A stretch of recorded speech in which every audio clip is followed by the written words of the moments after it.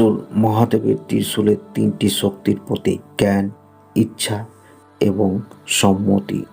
ডমরু শিবের ত্রিশূলে সব সময় বাঁধা থাকে ডমরু। এই ডমরু বেদ এবং তার উপদেশের প্রতীক, যা আমাদের জীবনে এগিয়ে চলার রাস্তা দেখায়।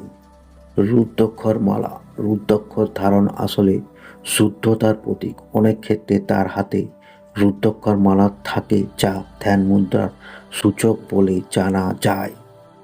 নাগ মহাদেবের গলায় ও মাথায় নাগের উপস্থিত সর্বদা দেখা যায়, যা পুরুষের অহংকারের প্রতীক বলে মনে করা হয়। মাথায় চাঁদ মহাদেবের মাথায় চাঁদ এই ইঙ্গিত দেয় যে কাল সম্পূর্ণরূপে তার নিয়ন্ত্রণে।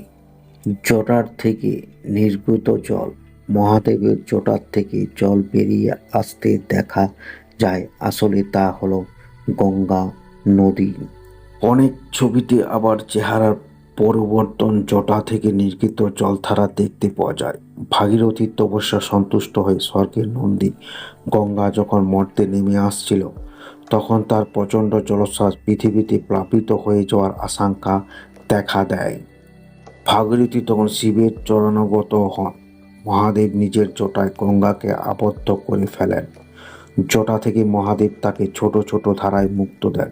সেই কারণে মহাদেব জটা থেকে গঙ্গাকে বেরিয়ে আসতে দেখা যায়। তৃতীয় নেত্র তার কপালে তৃতীয় নেত্রকে জ্ঞানের প্রতীক বলে মনে করা হয়। অনেক ক্ষেত্রে বলা হয়, তিনি রেগে গেলে এই তৃতীয় চোখ খুলে যায় এবং সব কিছুই ভস্ম হয়ে যেতে পারে তাতে। বাঘঝাল মহাদেবের সব ছবিতেই দেখা যায় তিনি বাঘঝাল পরে রয়েছেন। আবার কোনো কোনো ছবিতে এও দেখা যায় যে তিনি বাঘের ছালের উপর বসে রয়েছেন। আসলে এই বিষয়টি ভয়হীনতা ও অতি সাধারণ জীবনযাপনের প্রতীক।